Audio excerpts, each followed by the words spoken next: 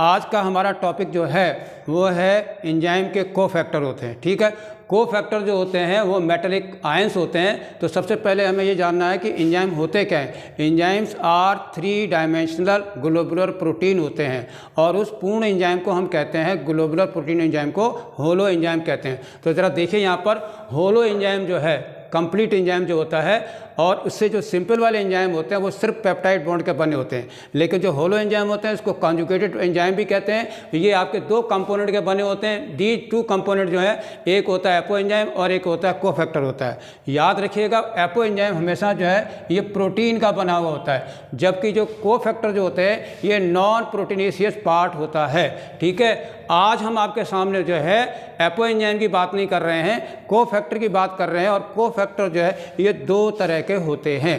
वो 2 तरह के क्या है वो आप यहाँ देखिए, ऑर्गेनिक हो सकता है और आपका इनऑर्गेनिक हो सकता है। ऑर्गेनिक में आपके प्रोस्थेटिक ग्रुप होता है और को एंजाइम होता है ना। इन दोनों में डिफरेंस क्या है? प्रोस्थेटिक ग्रुप जो होता है वो टाइटली बाउंड होता है और जो को एंजाइम होता है वो ट्रांजिएंट बॉन्ड से जुड़ा होता है, लूजली बाउंड होता है। ओके, और जो इनऑर्गेनिक कोफैक्टर जो हैं, इसके बहुत अच्छा आपको सवाल बताने जा रहे हैं कि मेटालिक आयन जो होते हैं ये इनऑर्गेनिक कोफैक्टर होते हैं और ये बाइंड्स, याद रखिएगा, एपो एंजाइम प्रोटीन के साथ भी जो है बनते जुड़ते हैं और सबस्ट्रेट के साथ जुड़ते हैं ना। हाउ डू दे बाइंड, कैसे जुड़ते हैं वो, उसके लिए आपके पास है कोऑर्डिनेट बॉन्ड के द्वारा जुड़ते हैं। तो आपको समझ में आ गया होगा कि मेटालिक कोफैक्टर जो होते हैं play very important role in the catalytic function of the biology. Okay, and these important जो सबसे अच्छे हैं वो 10 आपके सामने मैंने जो है मेटालिक कोफैक्टर रखे हैं, जो कि मेटालिक आयन होते हैं, सबस्ट्रेट के साथ भी बनाते हैं और एंजाइम के, एपो एंजाइम के साथ भी कोऑर्डिनेट बॉन्ड बनाते हैं।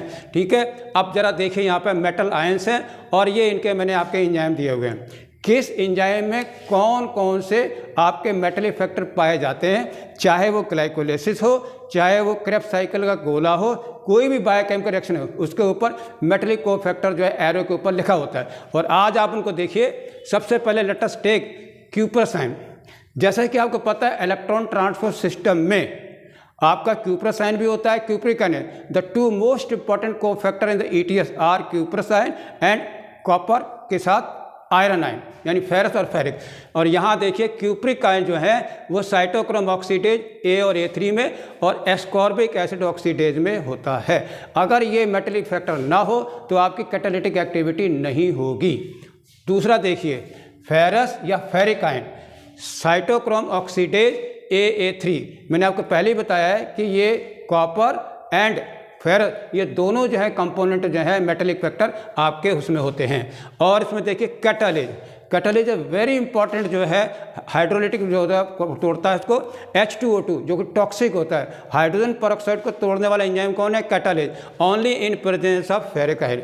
और परऑक्सीडेज और एकोनिटेज जो कि उसको तोड़ते हैं। ठीक है, इसके बाद आता है तीसरा वाला है जिंक, जो है ये बहुत ही इंपॉर्टेंट जो है कैटालिटिक आयन है, जो कि पाया जाता है कार्बोनिक एनहाइड्रेज, नंबर आपका 1। ठीक, आपको पता है H2CO3 कार्बोनिक एसिड होता है, उसको डिकम्पोज करते हैं HIN और CO3, बाइकार्बोनेट आयन जो टूटता है आपका कार्बन डाइऑक्साइड रिलीज करता है। तो वहाँ पर जो है बिना जिंक के आपके काम नहीं करेगा। इसी तरह से कार्बोक्सी पेप्टिडेज है, यानी एंड जो पॉलीपेप्टाइड चेन होती है उसके आखिर वाले कार्बोक्सिल को तोड़ने के लिए जो है आपको जिंक की जरूरत होती है। इसी तरह से अल्कोहल डिहाइड्रोजिनेज भी है, अल्कोहल से आपको हाइड्रोजन हटानी होती है।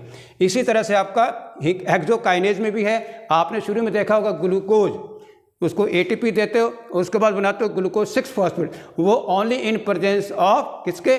आपके हिंग। ठीक है, और इसी तरह से फास्फोरिलेज है ATP को जोड़ने के लिए। अब आता है selenium. Selenium is a very very important inorganic cofactor of glutathione पर ऑक्सीडेज। ये आपका बहुत ही इंपॉर्टेंट सवाल है, किसमें पाया जाता है? ये आपका आंसर है। अनदर वेरी इंपॉर्टेंट क्वेश्चन जो है, निकल का आयन जो है ये भी आपका जो है केवल एक ही जगह, किसमें? यूरिएज एंजाइम में पाया जाता है, ऑर्निथिन साइकिल में। इसके बाद आता है molybdenum. Molybdenum is a very very important inorganic cofactor in the nitrogen metabolism. अब वो क्या है?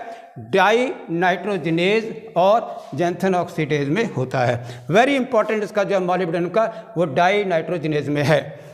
अब आता है manganese. Remember, manganese is very important cofactor in the glycolysis everywhere on the 10 step, 10 step में आपको जगह जगह ये आपको मिलेगा। तो ये आपको मैंगनीज क्या है, ये देखिए आर्जिनेज और राइबोन्यूक्लियोटाइड रिडक्टेज या आइसोसाइट्रेट डीहाइड्रोजन क्रेब्स साइकिल। ओके, अब आ रहा मैग्नीशियम, हेक्सोकाइनेज ग्लाइकोलाइसिस में जाइए, और pyruvate kinase glucose 6 phosphate kinase और पायरुवेट कार्बोक्सिलेज यानी पेप्को जो होता है। ठीक है, अब आ रहा है हमारा potassium. Potassium is a very important ion, very highly mobile catalytic ion, वो आपका पोटेशियम है जो कि पायरुवेट काइनेज में पाया जाता है। लास्ट में जो है आपका कैल्शियम आयन है, very important in the Krebs cycle isocitrate dehydrogenase में। इस तरह से आपके सामने पता लग गया आपको कि किसी भी होलो एंजाइम में एपो एंजाइम होता है और कोफैक्टर होते हैं, और कोफैक्टर भी मे बी ऑर्गेनिक और may be inorganic. So the important 10 cofactor जो है इनऑर्गेनिक के, वो हमने यहाँ पे आपको बताए हैं। Okay, thank you very much.